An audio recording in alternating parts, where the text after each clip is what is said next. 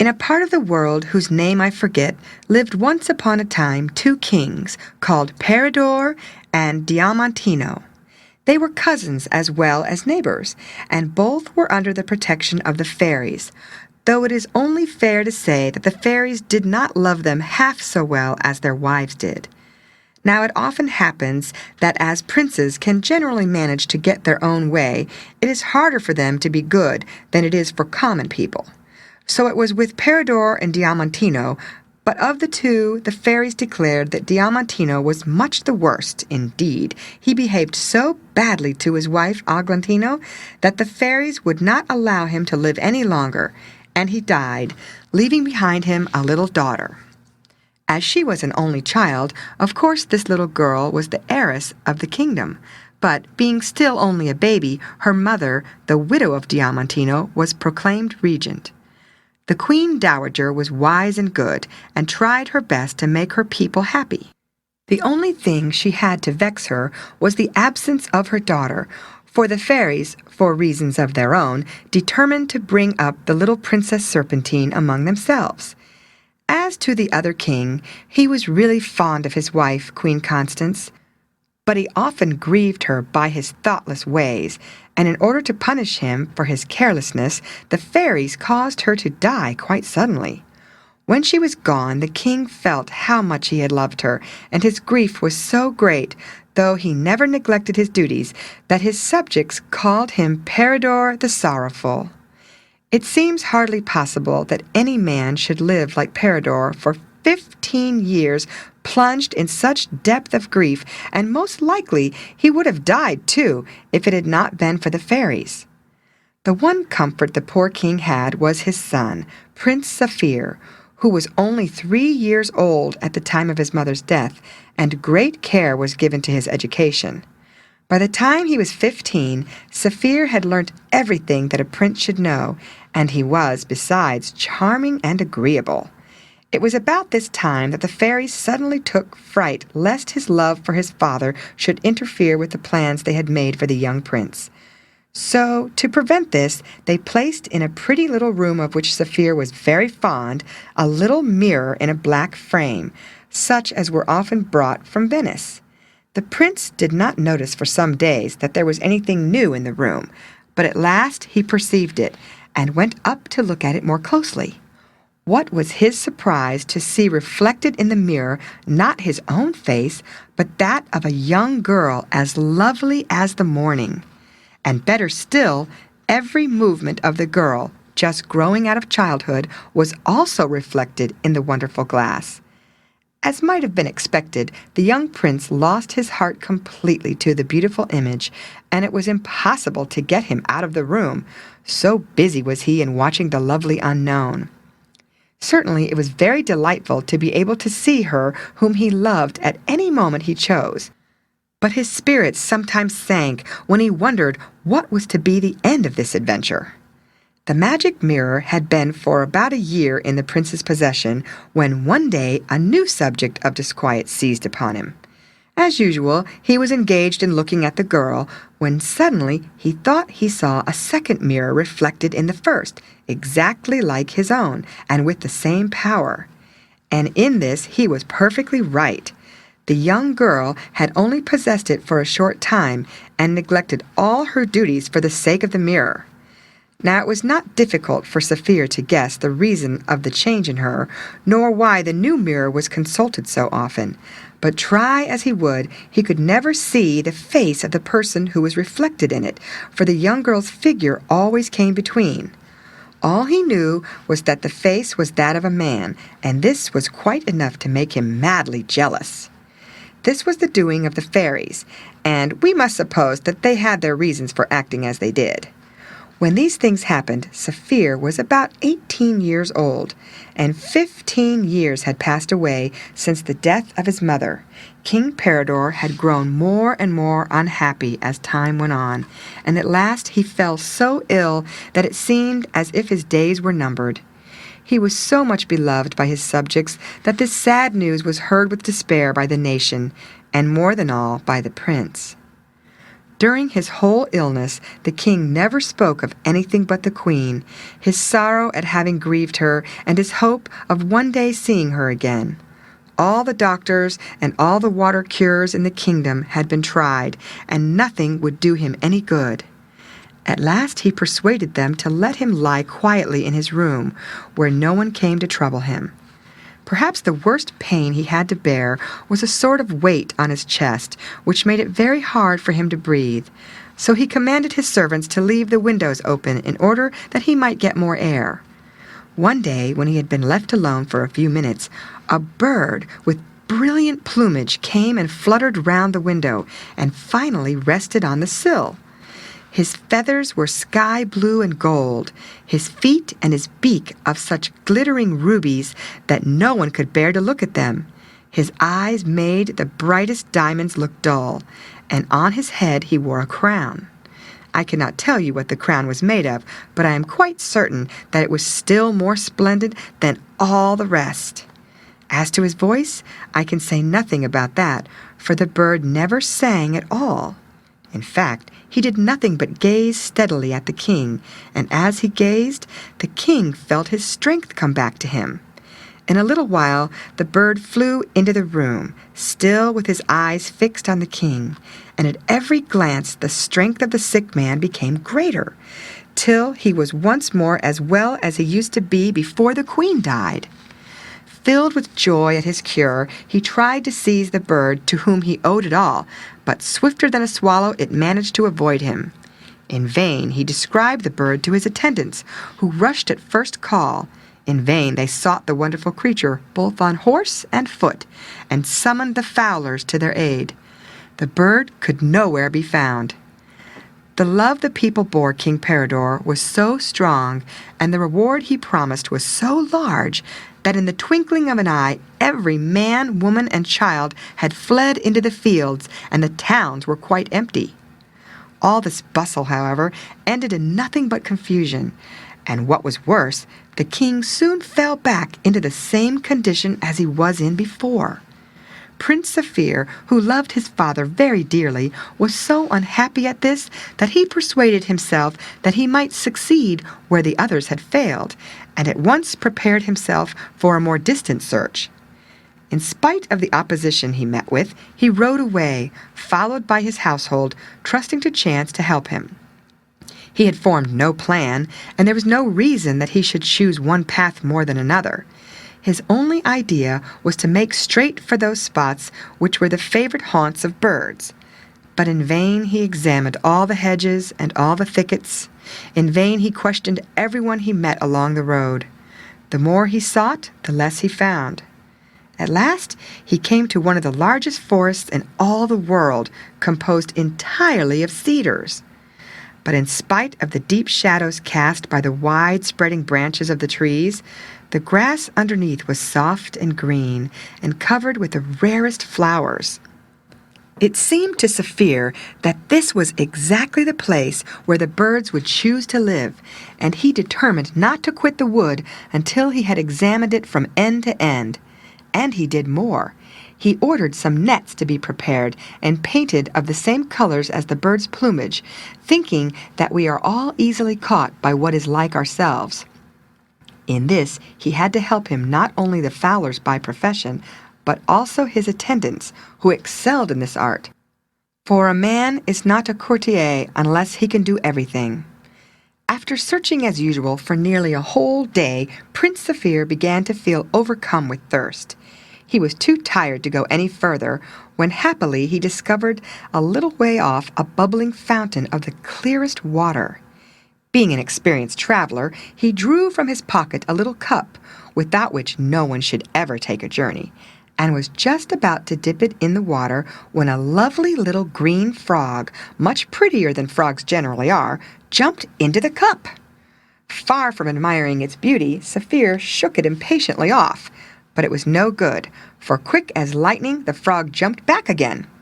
Saphir, who was raging with thirst, was just about to shake it off anew when the little creature fixed upon him the most beautiful eyes in the world and said, "I am a friend of the bird you are seeking, and when you have quenched your thirst, listen to me."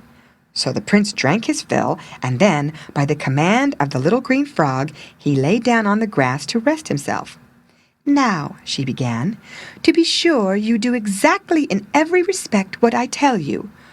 First, you must call together your attendants and order them to remain in a little hamlet close by until you want them. Then go quite alone down a road that you will find on your right hand, looking southwards. This road is planted all the way with cedars of Lebanon, and after going down it a long way you will come at last to a magnificent castle. And now," she went on, "attend carefully to what I am going to say. Take this tiny grain of sand and put it into the ground as close as you can to the gate of the castle. It has the virtue both of opening the gate and also of sending to sleep all the inhabitants. Then go at once to the stable and pay no heed to anything except what I tell you. Choose the handsomest of all the horses, leap quickly on its back, and come to me as fast as you can. Farewell, Prince. I wish you good luck." And with these words, the little frog plunged into the water and disappeared. The prince, who felt more hopeful than he had done since he left home, did precisely as he had been ordered. He left his attendants in the hamlet, found the road the frog had described to him, and followed it all alone, and at last he arrived at the gate of the castle, which was even more splendid than he had expected, for it was built of crystal, and all its ornaments were of massive gold. However, he had no thoughts to spare for its beauty, and quickly buried his grain of sand in the earth. In one instant the gates flew open, and all the dwellers inside fell sound asleep. Saphir flew straight to the stable, and already had his hand on the finest horse it contained, when his eye was caught by a suit of magnificent harness hanging up close by. It occurred to him directly that the harness belonged to the horse, and without ever thinking of harm, for indeed he who steals a horse can hardly be blamed for taking his saddle, he hastily placed it on the animal's back. Suddenly the people in the castle became broad awake and rushed to the stable. They flung themselves on the prince, seized him, and dragged him before their lord. But luckily for the prince, who could only find very lame excuses for his conduct, the lord of the castle took a fancy to his face and let him depart without further questions. Very sad and very much ashamed of himself, poor Saphir crept back to the fountain, where the frog was awaiting him with a good scolding. "Whom do you take me for?" she exclaimed angrily. "Do you really believe that it was just for the pleasure of talking that I gave you the advice you have neglected so abominably?" But the prince was so deeply grieved and apologized so very humbly that after some time the heart of the good little frog was softened, and she gave him another tiny little grain, but instead of being sand, it was now a grain of gold. She directed him to do just as he had done before, with only this difference, that instead of going to the stable, which had been the ruin of his hopes, he was to enter right into the castle itself, and to glide as fast as he could down the passages till he came to a room filled with perfume, where he would find a beautiful maiden asleep on a bed. He was to wake the maiden instantly and carry her off, and to be sure not to pay any heed to whatever resistance she might make. The prince obeyed the frog's orders one by one, and all went well for this second time also. The gate opened, the inhabitants fell sound asleep, and he walked down the passage till he found the girl on her bed exactly as he had been told he would. He woke her and begged her firmly but politely to follow him quickly. After a little persuasion, the maiden consented, but only on condition that she was allowed first to put on her dress. This sounded so reasonable and natural that it did not enter the prince's head to refuse her request. But the maiden's hand had hardly touched the dress when the palace suddenly awoke from its sleep, and the prince was seized and bound. He was so vexed with his own folly and so taken aback at the disaster that he did not attempt to explain his conduct, and things would have gone badly with him if his friends the fairies had not softened the hearts of his captors so that they once more allowed him to leave quietly. However, what troubled him most was the idea of having to meet the frog who had been his benefactress. How was he ever to appear before her with this tale? Still, after a long struggle with himself, he made up his mind that there was nothing else to be done, and that he deserved whatever she might say to him. And she said a great deal, for she had worked herself into a terrible passion. But the prince humbly implored her pardon, and ventured to point out that it would have been very hard to refuse the young lady's reasonable request. "You must learn to do as you are told," was all the frog would reply. But poor Saphir was so unhappy and begged so hard for forgiveness that at last the frog's anger gave way, and she held up to him a tiny diamond stone. "Go back," she said, "to the castle and bury this little diamond close to the door. But be careful not to return to the stable or to the bedroom. They have proved too fatal to you. Walk straight to the garden and enter through a portico into a small green wood, in the midst of which is a tree with a trunk of gold and leaves of emeralds. Perched on this tree you will see the beautiful bird you have been seeking so long. You must cut the branch on which it is sitting and bring it back to me without delay. But I warn you solemnly that if you disobey my directions, as you have done twice before, you have nothing more to expect either of me or anyone else." With these words she jumped into the water, and the prince, who had taken her threats much to heart, took his departure, firmly resolved not to deserve them. He found it all just as he had been told: the portico, the wood, the magnificent tree, and the beautiful bird which was sleeping soundly on one of the branches. He speedily lopped off the branch, and though he noticed a splendid golden cage hanging close by, which would have been very useful for the bird to travel in, he left it alone and came back to the fountain, holding his breath and walking on tiptoe all the way, for fear lest he should awake his prize. But what was his surprise when, instead of finding the fountain in the spot where he had left it, he saw in its place a little rustic palace, built in the best taste, and standing in the doorway a charming maiden, at whose sight his mind seemed to give way. "What, madam!" he cried, hardly knowing what he said. "What, is it you?" The maiden blushed and answered, "Ah, my lord, it is long since I first beheld your face, but I did not think you had ever seen mine." "Oh, madam," replied he, "you can never guess the days and the hours I have passed lost in admiration of you." And after these words they each related all the strange things that had happened, and the more they talked, the more they felt convinced of the truth of the images they had seen in their mirrors.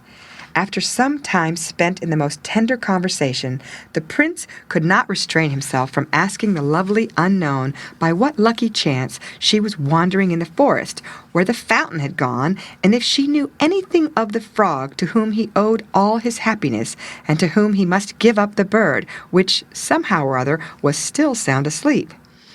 "Ah, my lord," she replied, with rather an awkward air, "as to the frog, she stands before you. Let me tell you my story. It is not a long one. I know neither my country nor my parents, and the only thing I can say for certain is that I am called Serpentine. The fairies, who have taken care of me ever since I was born, wished me to be in ignorance as to my family, but they have looked after my education and bestowed on me endless kindness. I have always lived in seclusion, and for the last 2 years I have wished for nothing better. I had a mirror." Here shyness and embarrassment choked her words, but regaining her self-control, she added, "You know that fairies insist on being obeyed without questioning. It was they who changed the little house you saw before you into the fountain for which you are now asking, and having turned me into a frog, they ordered me to say to the first person who came to the fountain exactly what I repeated to you. But, my lord, when you stood before me, it was agony to my heart, filled as it was with thoughts of you, to appear to your eyes under so monstrous a form. However, there was no help for it, and painful as it was, I had to submit. I desired your success with all my soul, not only for your own sake, but also for my own, because I could not get back my proper shape till you had become master of the beautiful bird, though I am quite ignorant as to your reason for seeking it." On this, Saphir explained about the state of his father's health and all that has been told before. On hearing this story, Serpentine grew very sad, and her lovely eyes filled with tears.